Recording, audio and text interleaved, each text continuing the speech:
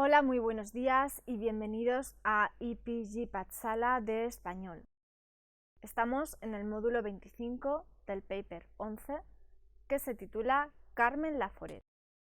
Yo me llamo María Teresa Miramón y soy profesora visitante de la Universidad Jawaharlal Nehru en Nueva Delhi. El objetivo de este módulo es tener una breve idea de los datos biográficos de Carmen Laforet, entender la trayectoria de su obra narrativa y obtener la idea central de su obra maestra, Nada, y saber un poco más sobre sus otras obras, sobre todo las novelas largas. Carmen Laforet Díaz, novelista y cuentista española, nació en Barcelona en 1921. Su padre era arquitecto y profesor en la Escuela de Peritaje. En 1923 se trasladó a Gran Canaria con sus padres. Pasó sus años de infancia y adolescente allí, y cuando tenía 12 años su madre murió. Su padre se volvió a casar. Carmen y sus hermanos no se llevaban bien con su madrastra, y estas experiencias se reflejan en sus obras. Después de terminar sus estudios de bachillerato, volvió a Barcelona en el 39, justo al finalizar la Guerra Civil Española, y pasó 3 años allí. Empezó la carrera de Filosofía y Letras en la Universidad de Barcelona. Vivió en la casa de sus abuelos, en la calle Aribau, la misma calle donde ella había nacido. Su primera novela se sitúa en esta calle también. Luego se marchó a Madrid. Ingresó en la Universidad Central para estudiar Derecho, pero abandonó ambos cursos antes de terminar. Sus primeros cuentos fueron publicados en una revista femenina de Santander. Se casó en Madrid cuando tenía 21 años con el periodista y crítico literario Manuel Cerezales. Tuvieron 5 hijos comunes, 2 de quienes llegaron a ser escritores también. Este matrimonio resultó en la separación de ambos en 1970. Empezó a escribir su primera novela cuando tenía 22 años. Publicó su novela Nada en 1944. Esta novela le llevó a la fama literaria a una edad bastante joven. En el 45 ganó la primera convocatoria del recién creado Premio Nadal, otorgado por la editorial Destino. Tras este triunfo literario, Laforet fue considerada como una de las mejores escritoras de la realidad española de la época de posguerra. A lo largo de su vida fue galardonada con el Premio Fastenrath, el Premio Menorca de Novela y el Premio Nacional de Literatura. A partir de los 70, marcada por periódicos frecuentes de depresión, ella se alejó cada vez más de la vida pública. Durante este periodo de aislamiento voluntario, su memoria se debilitó y su salud física también empeoró.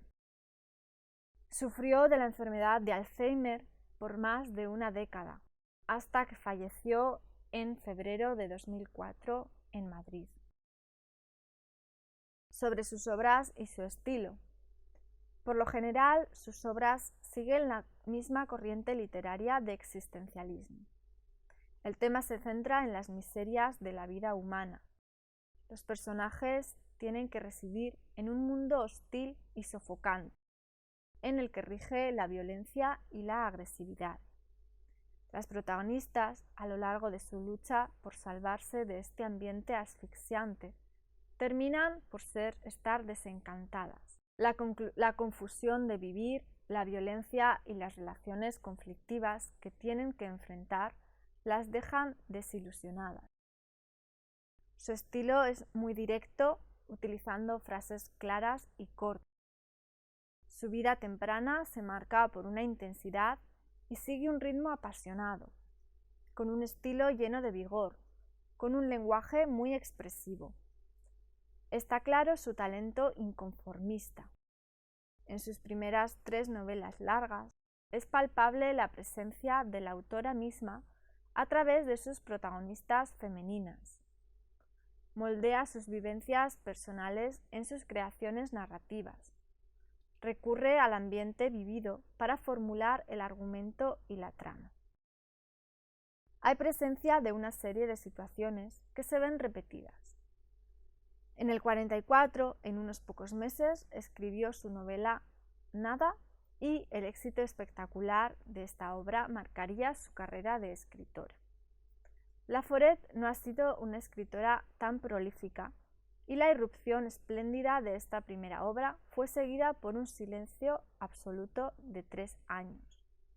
No resultó fácil mantener o lograr de nuevo la gran aclamación crítica que recibió a la publicación de su primera novela, que a pesar de la edad tan joven de la autora, ya era una obra plena.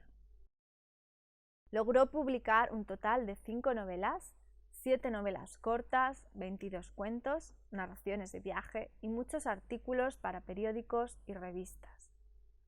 Estas novelas posteriores están mejor estructuradas y son más sentimentales, pero carecen de la intensidad que se encuentra en su primera obra. A la publicación de la novela Nada, en 1945, tuvo un impacto muy fuerte en la España de posguerra. Este libro le ganó a Laforet el premio Nadal, otorgado por la editorial Destino, y por esta misma novela recibió el Fasteract de la RAE, de la Real Academia Española. Nada llegó a ser el libro más vendido del momento y le trajo a la joven reclamo crítico, así como éxito popular. Se considera este libro como una de las novelas más impactantes de la narrativa española de posguerra. Su éxito fue tan grande que en el mismo año tuvieron que reimprimir la novela hasta 3 veces. Es una obra renovadora con un fondo de autenticidad. Se considera como una obra clásica de la literatura del siglo XX y es una de las obras claves del realismo existencial. Esta novela sigue el estilo literario del tremendismo, inaugurado por Cela con La familia de Pascual Duarte. Laforet, en su obra, realiza un tremendismo psicológico y existencial. Retrata un mundo infernal en el que reina la discordia. Reproduce la tortura cotidiana enfrentada por unas criaturas angustiadas, seres descentrados que habitan en un mundo conflictivo y anormal. Un dolor íntimo y el sufrimiento intenso marca las vidas de estos personajes atormentados. Se usa un tono pesimista para trazar los sórdidos conflictos. No es una novela autobiográfica en sentido estricto, pero está influenciada por las experiencias de la autora en los años que pasó en Barcelona al acabar la Guerra Civil. Estas experiencias personales se ven reflejadas en las vidas de las heroínas de sus novelas. Retrata el ambiente sórdido y caótico de Barcelona de posguerra, un ámbito marcado por el vacío intelectual, presentado en forma de las impresiones de una joven. La novela se narra en primera persona y sigue una estructura lineal. La protagonista, Andrea, regresa a la España de posguerra a finales del 39, tras vivir en el extranjero durante muchos años.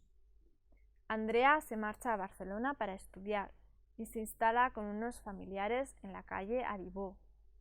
Llega con muchas ilusiones de libertad y con las esperanzas de empezar una vida nueva. La realidad horripilante que encuentra al llegar pronto destruye todas sus ilusiones. La realidad brutal que enfrenta la lleva al desencanto total. El piso destartalado en que residen sus parientes presencia escenas sórdidas, la melancolía y unas manifestaciones de violencia, hundiendo todo en un ambiente de extrema desesperanza. El ámbito cerrado de esta casa familiar simboliza la opresión. En palabras de Rosa Montero, esta novela se lee como un cuento perverso. Tiene algo de relato gótico, con esta muchacha que llega a Barcelona emborrachada de ansias de vida y que cae como las doncellas de las fábulas en medio de una familia enigmática, siniestra y perturbadora. De madrugada, recién llegada a la aterradora casa de la calle Aribó, Andrea se encierra en el cochambroso cuarto de baño y se mira en el espejo. Es como Alicia, una niña atrapada al otro lado del azogue, no en el país de las maravillas, sino en el infierno. Hay un tono febril y delirante que impregna toda la obra. Es el frenesí del hambre constante que te hace ver visiones. Y es el desquiciamiento que el dolor produce cuando no puedes soportarlo. Los personajes de Nada arrastran misterios, memorias que queman como brasas. Los personajes, se dice literalmente en el libro, se han vuelto locos con la guerra. Ella también habla del estilo de escritura de la autora y añade: leída hoy, Nada sorprende por su modernidad, por su absoluta carencia de sentimentalismo, pese a las atrocidades que relata, por su estilo exacto, limpio, cortante como un cristal, y al mismo tiempo lleno de fuerza expresiva y originalidad temática, y por sus personajes y sus temas. Inolvidable Gloria, esa pobre muchacha peleada bárbaramente una y otra vez por su marido. Inolvidable la abuela, que es como una hada madrina deteriorada y rota. Inolvidable Andrea, la protagonista, pasiva y casi incapaz de amar. Que las verdaderas víctimas son pasivas y están destrozadas. Con su hermosa escritura, Carmen Laforet define en la novela a las amigas de la tía de Andrea, un puñado de mujeres que antaño fueron muchachas felices y que ahora son seres desbaratados. Dice así el texto: eran como pájaros envejecidos y oscuros, con las pechugas palpitantes de haber volado mucho en un trozo de cielo muy pequeño. Nos describe ese pequeño y asfixiante fragmento de cielo. Es un cuento cruel, el cuento de la vida cuando se vuelve mala. En el siguiente fragmento de la novela se puede percibir claramente el ámbito opresivo de la casa. Dice así: el ventanillo se abría al cielo oscuro de la noche. La lámpara encendida hacía más alto y más inmóvil a Román, solo respirando en su música. Y a mí llegaban en oleadas primero ingenuos recuerdos, sueños, luchas, mi propio presente vacilante, y luego agudas alegrías, tristezas, desesperación, una crispación importante de la vida y un anegarse en la nada. Mi propia muerte, el sentimiento de mi desesperación total hecha belleza, angustiosa armonía sin luz. Y de pronto un silencio enorme y luego la voz de Román. A ti se te podría hipnotizar. ¿Qué te dice la música? Inmediatamente se me cerraban las manos y el alma. Nada, no sé, solo me gusta. No es verdad. Dime lo que te dice al final. Nada. Me miraba defraudado un momento. Luego, mientras guardaba el violín, no es verdad. Me alumbraba con su linterna eléctrica desde arriba, porque la escalera solo se podía encender en la portería, y yo tenía que bajar 3 pisos hasta nuestra casa. El primer día tuve la impresión de que delante de mí, en la sombra, bajaba alguien. Me pareció pueril y no dije nada. Otro día la impresión fue más viva. De pronto Román me dejó a oscuras y enfocó la linterna hacia la parte de la escalera en que algo se movía, y vi clara y fugazmente a Gloria, que corría escaleras abajo hacia la portería. ¿Cuántos días sin importancia?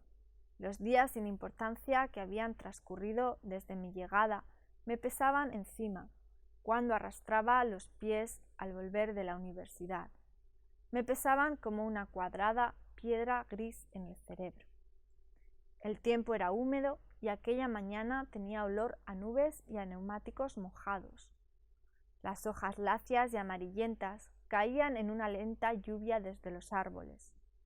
Una mañana de otoño en la ciudad, como yo había soñado durante años que sería en la ciudad el otoño. Bello con la ciudad enredada y las azoteas de las casas y en los troles de los tranvías, y sin embargo me envolvía la tristeza.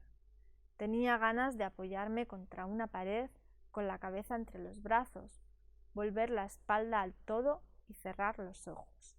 ¡Cuántos días inútiles! Días llenos de historias, demasiadas historias turbias, historias incompletas, apenas iniciadas e hinchadas ya como una vieja madera a la intemperie. Historias demasiado oscuras para mí. Su olor, que era el podrido olor de mi casa, me causaba cierta náusea, y sin embargo habían llegado a constituir el único interés de mi vida. Poco a poco me había ido quemando ante mis propios ojos en un segundo plano de la realidad, abiertos mis sentidos solo para la vida que bullía en el piso de la calle de Alibó. Me acostumbraba a olvidarme de mi aspecto y de mis sueños. Iba dejando de tener importancia el olor de los meses, las visiones del porvenir, y se iba agitando cada gesto de gloria, cada palabra oculta, cada reticencia de Román. El resultado parecía ser aquella inesperada tristeza. Cuando entré en la casa, empezó a llover detrás de mí y la portera me lanzó un gran grito de aviso para que me limpiara los pies en el felpudo. Todo el día había transcurrido como un sueño. Después de comer me senté, encogida, metidos los pies en unas grandes zapatillas de fieltro, junto al brasero de la abuela. Escuchaba el ruido de la lluvia. Los hilos del agua iban limpiando con su fuerza el polvo de los cristales del balcón.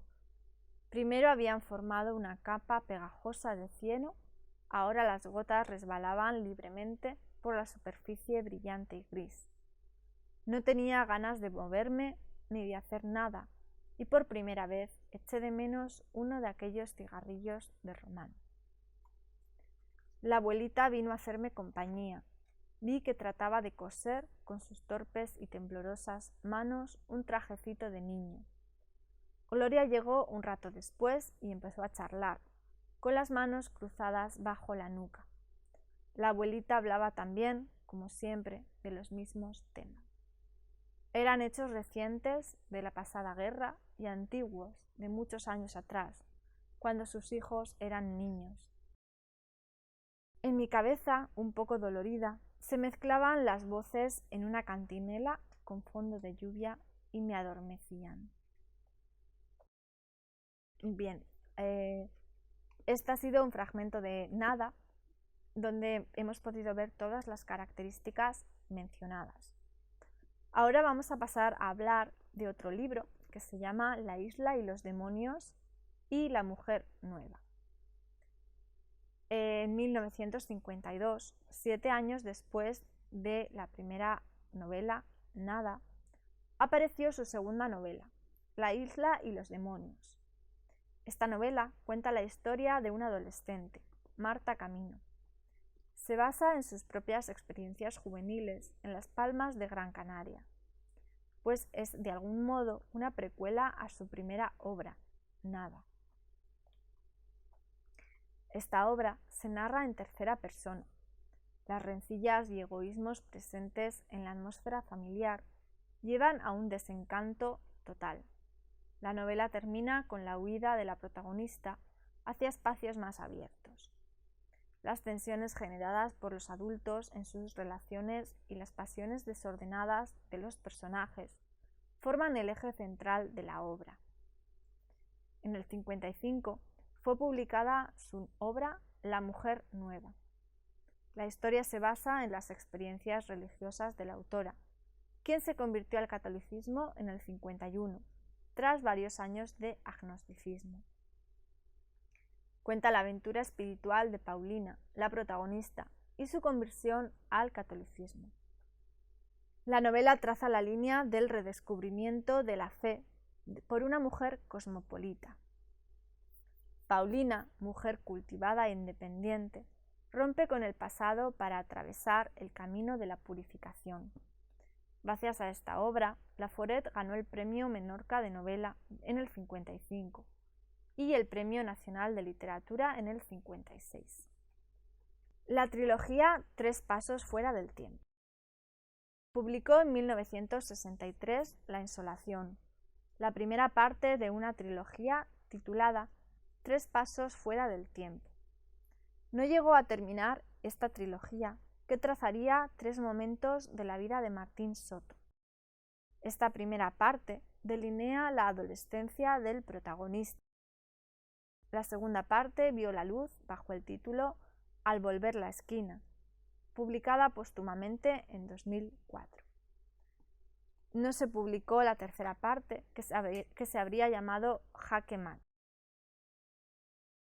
En estas obras los elementos autobiográficos ahora están ausentes. Ajena de la introspección, adopta un estilo de observación. Estas obras reflejan el mundo externo en lugar de las reflexiones íntimas. La voz apasionada también disminuye. El fondo de la autenticidad que marca su obra narrativa temprana ya no existe. Por otra parte, tenemos sus cuentos, artículos y otras obras cortas, como La Muerta, de 1952, una colección de sus cuentos. Otros de sus cuentos incluyen El infierno, Recién casados, El alivio o El secreto de la gata. En el 54 fue publicada su colección de novelas cortas bajo el título La llamada. Estas incluyen Un noviazgo, El viejo divertido, La niña y Los emplazados. La niña y otros relatos fue publicado en 1970. Sus artículos literarios del 77 es la recopilación de sus artículos. Sus cuentos y artículos fueron publicados en revistas y periódicos como Ínsula, Destino y Bazar. Aquí tenemos un pequeño fragmento del cuento El aguinaldo, de Laforet. Dice así: Juana, la doncella, entregó un gran paquete al chófer y él lo colocó en el asiento delantero, junto al volante. Los dulces, pensó, y echó una ojeada a la señora. A él también le asombraba que aquella mujer fuese una abuela. Era muy guapa y casi joven. Tenía los ojos claros y la boca muy bonita. Pero sobre todo sus piernas esbeltas eran las de una muchacha, y su estatura y su manera de caminar. Había algo en ella más joven que en su misma hija, cuando uno no se fijaba demasiado en su cutis. El chófer apenas pudo verla ahora, enfundada en un abrigo de piel, con un sombrerito muy sencillo, mirando hacia la ventanilla. Aquella luz del día no le favorecía. Su cara parecía más dura y triste que de costumbre. ¿Ya sabe a dónde vamos? Sí, señora. Isabel estaba pasando un ataque de melancolía. De un tiempo a aquella parte encontraba a la viuda sin sentido, y estos ataques se repetían con cierta frecuencia. Tiene que ser algo físico, pensaba. No es posible que un estado de ánimo le coja a una por la garganta como una mano y la doble así hacia el suelo. Tengo que ir a un médico. ¿Pero qué voy a explicarle? ¿A un psicoanalista, quizá? La boca de Isabel se curvó en una sonrisa burlona. Suspiró. Tengo años y nada más que años. La vida me ha dado todo lo que me tenía que dar, y cuando miro hacia atrás la encuentro un poco vacía. Nada de lo que he hecho hasta ahora me convence. Nada me ha llenado del todo. Los enamoramientos se pasan, los hijos crecen y la decepcionan a una. Hizo un gesto, abrió su bolso. Iba a encender un pitillo, pero recordó el ruego de Margarita de que se abstuviese de hacerlo en la calle mientras estuviese allí. Llama mucho la atención y vas a estar tan pocos días que bien Podía. Cerró el bolso, frunció el ceño al recordar lo aterrada que vivía Margarita entre el qué dirán de la ciudad. Margarita, a quien ella había educado para ser libre e independiente como el aire. Margarita, con su carrera universitaria, sus viajes sola al extranjero, su talento indudable de poeta. ¿Indudable? Margarita no había vuelto a escribir en todos aquellos años.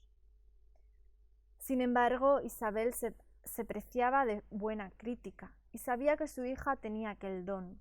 No era apasionada. El hijo, en cambio, un zoquete. Pero ganaba dinero y se había casado bien. Ahora estaría celebrando las fiestas en casa de los padres de su mujer, contento de liberarse de aquella costumbre de venir cada año a esta ciudad, a esta casa, y encontrarse frente a la aburrida familia política de Margarita. El coche se había detenido. El chófer estaba esperando. Isabel sintió como un sobresalto al darse cuenta de lo enorme y vetusto del edificio frente al que estaban. Se dio cuenta también, con cierto asombro, de que esta era la primera vez en su vida que iba a entrar en un hospital. Justo comenzaba a nevar en el momento en que ella atravesaba la acera desde el coche. Un par de copos muy leves le cayeron sobre el sombrero. El hospital de esta ciudad es como todo en esta ciudad, pensó, horrible. No había allí silencio ni blancura, paredes sucias, gentes extrañas, pobres que bajaban y subían por las escaleras, unos enfermeros poco amables al dar indicaciones. No es que fueran poco amables con ella, pero sí con aquellas gentes que tenían permiso para ver a sus familiares el día de Navidad. Además de sus cuentos, su obra Gran Canaria, una guía a la isla donde la autora creció, fue publicada en 1961. En el 65 visitó Estados Unidos como invitada del Departamento de Estado y allí conoció al novelista español Ramón J. Sender, quien vivía allí. Después de volver a España, en el 67, publicó su colección de recuerdos del viaje titulada Paralelo 35, en el que cuenta sus impresiones de la visita. Recurre a un tono ligero y ameno. En 2003, Cristina Cerezales, la hija de Laforet, publicó Puedo contar contigo, una serie de 76 cartas, resultado de la relación epistolar y la amistad de la autora con Sender. En estas cartas, Laforet, además de hablar de su vida familiar, también habla de su inseguridad frente a su obra y las dificultades que tuvo que enfrentar al ser y escribir como mujer. Las cartas revelan su deseo de alejarse de la vida social. Este periodo coincide con la separación de su marido y la falta de estabilidad económica. Años enmarcados por frecuentes depresiones, donde empieza a rechazar la vida pública. Recibió ánimo por parte de Sender a seguir escribiendo. Revela su correspondencia, que considera al mundo literario como un lugar lleno de enemistades, envidias y rencillas. Dejó incompletas muchas de las obras que empezó en aquella época. El nombre de Carmen Laforet siempre se relaciona con su obra Nada, su obra maestra. Y esto es todo respecto a Carmen Laforet. Muchas gracias por escucharnos.